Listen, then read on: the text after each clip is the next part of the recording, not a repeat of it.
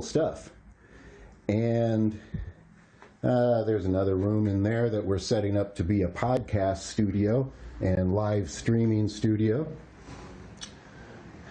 And so a lot of things in progress, but we're really excited about where we're going.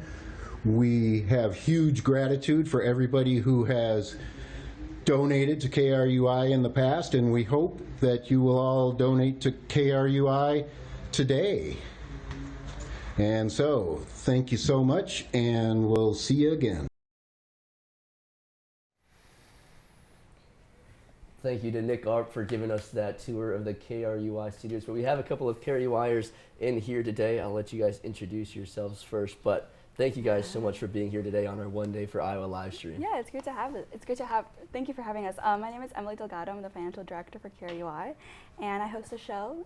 I host my show on Fridays from 3 to 5 called What Goes On with my co-host Anna, and we just play our favorite songs, and it's so much fun. That's awesome. Yeah. Hey, yeah, and I'm Kimber McLeod. I have been the faculty advisor to KRUI for 25 years. I've been part of college radio since 1989 when I first went to college. So I have a lot of experience, and I've just been involved in every college radio station every time I get a degree, or now faculty member. Yeah. So yeah, it's been really fun watching the station grow and evolve over the years. That is awesome. I mean, you've been here for 25 years. How have you seen the student radio station grow? Well, first, when I got here, it was basically in a really rundown house across the river.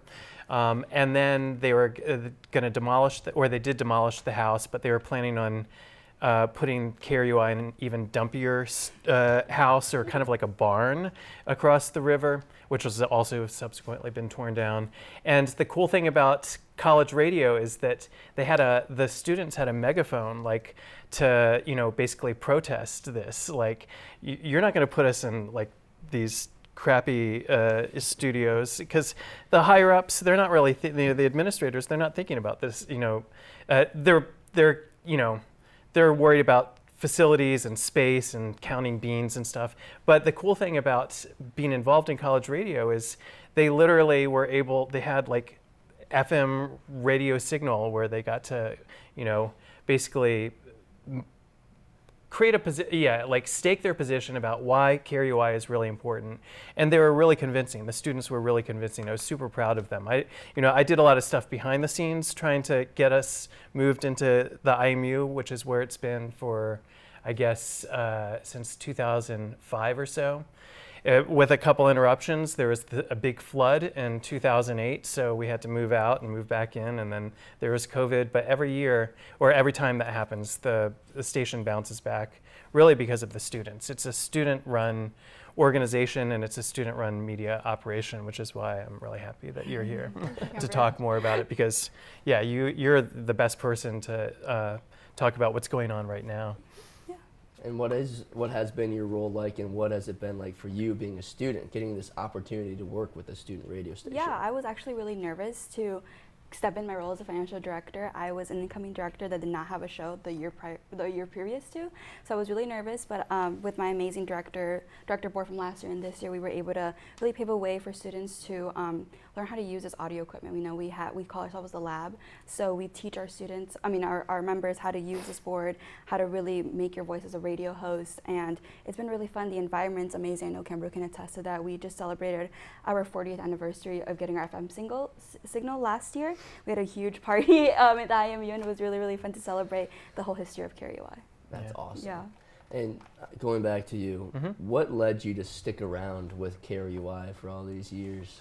Oh, college radio is just in my blood. And also, when I joined in 2000 as faculty advisor, the internet was fairly new. Live streaming wasn't really a thing. And so it's just been really fun to see the station evolve from what was primarily like an FM broadcast radio station, and that still is one of its primary missions, but it's expanded to have a website with, music news, music, sports, other kinds of news. It's there's also, streaming, so you can listen in on KRUI either through terrestrial signals, like with an antenna, right, or through internet streaming. But, it has a sports department, it has news department. There are different directors who have opportunities to, get experience with any number of things, like working with the community, selling basically like, they're not ads because we're non-commercial, but selling grant spots, that's the term, to local businesses, which is another way that connects the university and the students at KRUI to the wider community in general. So yeah, it's just been really fun to see how things have evolved, because it went from, in 2000 when I joined, basically just being an FM radio tower to being kind of like a 360 media organization. Yeah, and I think just we were talking earlier, sometimes radio is a little bit lost in I feel like Adler as a whole, like there's not as many classes to get involved with like radio production, but it is something that is so cool and so fun too to get involved. So in your guys' opinion, why do you think that radio is something that students should explore or try to get a little bit more experience with too? Yeah, I think it's great, especially in Adler. We have DITV, we have print media, but we don't have a really big focus on audio production, radio broadcasting. And I think it's just really fun to set you apart from your from your other students in Adler. And I love it. I love being able just to control the mic. It's a little bit less nerve-wracking to be on camera, but being able to just say your thoughts about a certain song, or if you're in sports, just broadcast a sport. I know AJ, you've done that a couple of times, so it's really fun to hear all of your fellow students do the things that they're loving. Yeah, it's a phenomenal experience for everyone that gets involved. And like you said, calling games and being able to travel this year has been a great time. But when fans and students tune in to 89.7 FM, what should they expect to hear? Oh, wow, that's a loaded question. I think, we have a goal of trying to have 24-hour programming, which means that there's somebody on air hosting a show. But I think it's just every hour is just different. Last year we had a show that he was just playing old crooner music. And then I know there's a show this year that's doing hip hop. And there was a show last year doing samples and comparing and contrasting how different artists use certain samples. But it's just, there's also new shows. I think there's something for everybody at KRUI, and I think that's what makes it so special.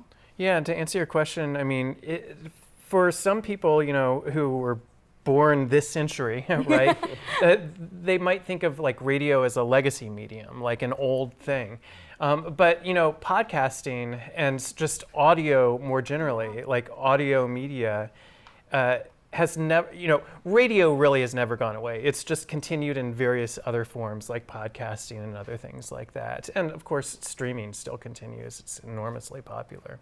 Yeah, for sure. How can students get involved in KRUI? Where do they apply or sign up to get involved? Yeah, well, right now our applications are open for directorship. So if you are a junior or senior, even a sophomore that wants to take some leadership role, I encourage you guys all to apply. But we're at every recruiting event. So we're at the student org fair at the beginning of the fall semester, student org fair at the beginning of the winter semester. We're usually the ones playing the music. So if you follow your way through the speakers, you'll find us. And there's QR codes for you to sign to apply, and you can apply to all of our departments. We have a marketing department, we have a news department, we have a music department that they kind of, really curate the sound of KRUI.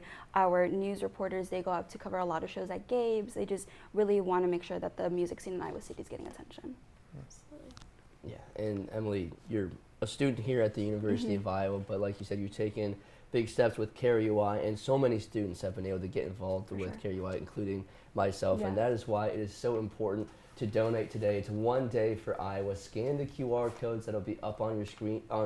They're everywhere. Go to oneday.uiowa.edu. Again, all the money that goes to the School of Journalism, Mass Comm, or to the Daily Iowa to help students like the ones that we've seen all day today on the panel continue to work towards their hopes and dreams of getting into journalism or media or just about any medium in journalism after college. So again, scan the QR codes, go to oneday.uiowa.edu to donate today. I just got an update a little bit ago. We are just under $7,000 as a School of Journalism program here for One Day for Iowa. So keep donating, keep scanning the QR codes. But Emily, I wanted to go back to being a student, and you said there's so many different opportunities for students to get in. but how have you seen this place grow, KRUI grow the last couple of years, and what has really made you excited to come back each year to KRUI? Yeah, so like I said, I started last year and I was really kind of nervous because everyone else kind of knew each other and I was just really the newcomer coming into KRUI, but we have such a good welcoming environment. You know, we try to make sure everyone that comes into our doors, into our station, gets a good feel of how to use this equipment. If there's ever any problems, like, it's scary being on air because we are on air, but we can just, you know, chat, one of us, and we're able to just like help fix the problems as fast as possible. But I think we had some obstacles this year with getting some recruitment, but once we got that recruitment all ready to go, we've been, you know, we're entering a new era of KRUI. We're going to be really focusing on the lab and making sure people have this like experimental and learning environment. So I think I'm really excited to see what KRUI is after I graduate this year. But I've enjoyed my time at KRUI so far. Yeah, that's awesome. And I'm just curious for both of you, what's been your most exciting moment since your time at KRUI? Yeah. Ooh, Kemper, do you want to go first? Well, I actually think moving into the IMU, moving into the studios that you all got to see, and when you all cut away before this interview, it's just going from basically essentially being evicted from a dumpy house and then threatened to be put in an even dumpier barn, and then instead getting really state-of-the-art facilities. That was probably, that was about 20 years ago, and that was a real high. And some other highs are just, you mentioned how KRUI is really a community, and people who graduate are strongly bonded to KRUI. So we'll have, you know, every 5 years or so reunions, and it's just been great to see people basically grow up. You know, people I'm still in touch with as faculty advisor. I'm still in touch with people I know who graduated in 2002, and they're out in the world doing amazing things, and I get to see them come back. Yeah, I think going off of that, for me, it was our 40th. It was really a student planned event, and it was fun to see a lot of the alumni come in, tell us their stories of being on radio. You know, we all have that one horror story. I remember for my first show, I did not turn on the mic for my co-host. So for the entire first 30 minutes of my show, it sounded like I was talking to myself until my friend called me. She's like, where's your co-host? I can't hear her. And I go, oh, her mic is off. So that's fun. But just being able to interact with the alumni that were coming back for the 40th was really fun last year. And it's great that, I mean, I know at the ITV we talk about it's a learning lab, it's a learning environment, so those mistakes are obviously going to be made, but you know, we laugh about them now, but it's great that we have like that environment that'll let us make those mistakes, and similar to KRUI as well, too.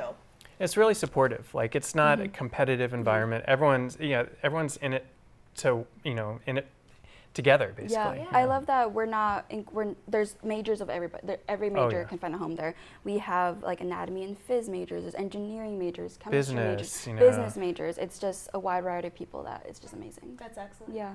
Yeah, and I just wanted to give a shout out to the College of Liberal Arts and Sciences, because they're the ones who funded a position for the first time in KRUI's history, where we have a permanent staff person who's there embedded to support the students, not to supplant the students and take over, but to, you know, basically provide. One thing that I've seen over the years of 25 years is, you know, there's this institutional memory is a challenge when students are graduating, like every year, and it's hard to maintain an organization, especially a media operation, you know, that is FCC licensed and everything. So just to have someone in the background, you know, doing some heavy lifting so that the students can, you know, basically not have to worry about so many specific details, and instead pursue their visions of what the station should be. Yeah, for sure. Why do you guys think it's so important for a university like Iowa to provide student radio, and why is it so important for it to continue to be a part and integrated in the university? Well, I'll start first. Yeah, I mean, first, it's just from my own like historical perspective. I've been, like I said, I've been involved in college radio since I was a freshman in 1989, Middle Tennessee State University. And it's just, you can probably speak to this about how it's really empowering to feel like you have this voice that's, you know, magnified, that's broadcasting over the air or on the internet. And first of all, it's, to answer your question, it's a way of connecting the university to the wider community. Also, probably most importantly, you know, KRUI, we've returned to this metaphor of a learning laboratory. And KRUI the fact that KRUI is a learning laboratory is actually in its mission statement. And by giving students experience, hands-on experience, making media or just being behind the scenes doing marketing or whatever, that stuff, that's real like life experience that you can put on your resume that really does help you get internships, that helps you get jobs. I've seen it happen for dozens of people over the years as a faculty advisor. Yeah. Absolutely. Did you want to add on? And just for me, it's been really, really fun. I think everyone always says, "Oh my God, you work for radio," and I know like my family's always just really like astonished at the fact that there's a radio on campus. I think for them, they also have that idea that radio is something of like the past, but it's I think it's a very alive and present feature on the University of Iowa campus. Absolutely. We hear about KRUI. I mean, I know I do all the time, and a lot of kids that are in DITV are also tapping into KRUI as well. But tell me a little bit about like the different areas you can get involved in KRUI. You mentioned news, music, sports as well? Yes, so we have a marketing staff, and they really take care of like our Instagram. Any of the flyers that you see around campus that say KRUI were created by our marketing staff and our marketing director. We have a news staff that does some reporting. I know for the special city council election that we just had in Iowa City, they interviewed both candidates in studio, and so that was really fun to see them do that big reporting. I know we do a lot of stuff in Gabe's and like the Iowa City music scene. So there's a music department that really curate the music that's being played on KRUI. Yeah, and just to go a little deeper, like with, for instance, sports, you can you can tune into Big Ten TV or whatever, or any other major media source and get the news about Iowa football, basketball, women's basketball.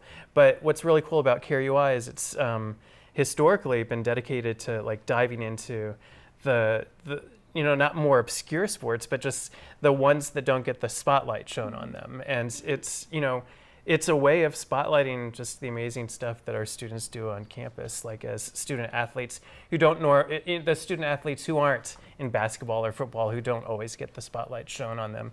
They at least will get a microphone on them through KRUI. Yeah, it's an incredible experience, not just for the students, but the student athletes and everyone that's getting covered as well, to have someone that's their own age being able to cover them and tell their story. Oh yeah, and it's a